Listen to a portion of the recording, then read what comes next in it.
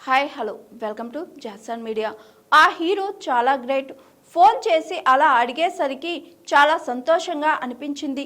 దివంగత rebel star నటుడు, రాజకీయ నాయకుడు కృష్ణంరాజు సతీమణి శ్యామలాదేవి ఆయన మరణాంతరం తమ జీవితాన్ని, ఆయన జ్ఞాపకాలను కొనసాగించడానికి చేస్తున్న ప్రయత్నాలను ఓ ఇంటర్వ్యూలో పంచుకున్నారు. కృష్ణంరాజు గారి జీవితం సినిమా రంగం, రాజకీయాలు అనే రెండు పడవల ప్రయాణంలా సాగిందని, ఈ రెండిటిని ఆయన ఎంతో సమర్థవంతంగా బ్యాలెన్స్ చేసుకుంటూ వచ్చారని ఆమె గుర్తు చేసుకున్నారు.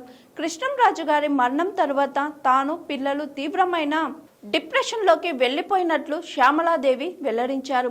ఇంకా లేవలేవేమో అన్నంత పరిస్థితి నెలకొందని ఆమె ఆ సమయంలో పడిన వేదనను తెలిపారు.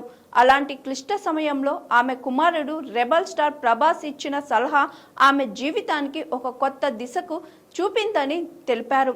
నీకు పెదనాన్న అంటే చాలా ఇష్టం. ఆయన ఎక్కడికి వెళ్ళలేదు, మన దగ్గరే ఉన్నారు. సంపూర్ణమైన జీవితం అనుభవించి ఆయన మన దగ్గరే ఉన్నారు. ఇప్పుడు మీరు బాధపడ్డారు, రోజు బాధపడుతున్నారు, డిప్రెషన్లోకి వెళ్ళిపోతున్నారు అంటే ఆయనని నమ్ముకొని ఎంతో మంది ఉన్నారు. వాళ్ళందరికీ మళ్ళీ మీరు పెదనాన్న ఉన్నట్లుగా చూపించాలి కదా. మీరు బాధపడితే ఎవరు మీ దగ్గరికి రారు. అప్పుడు పెదనాన్న మీ దగ్గర లేనట్టే కదా.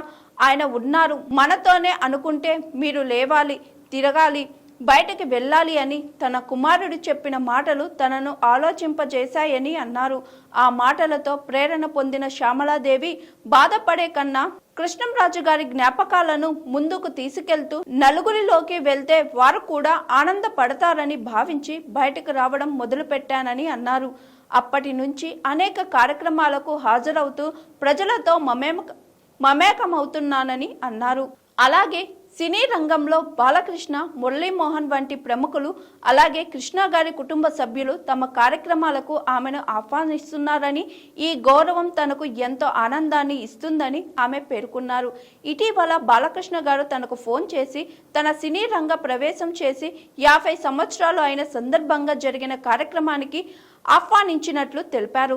బాలయ్య ఫోన్ చేసి మీరు వస్తే కృష్ణంరాజు గారు వచ్చినట్లే, నాకు పెద్దాయన అంటే చాలా గౌరవం, దయచేసి వచ్చి మీ ఆశీర్వాదం ఇవ్వండి అని బాలకృష్ణ అన్న మాటలు నాకెంతో సంతోషాన్ని కలిగించాయని ఆమె వివరించారు.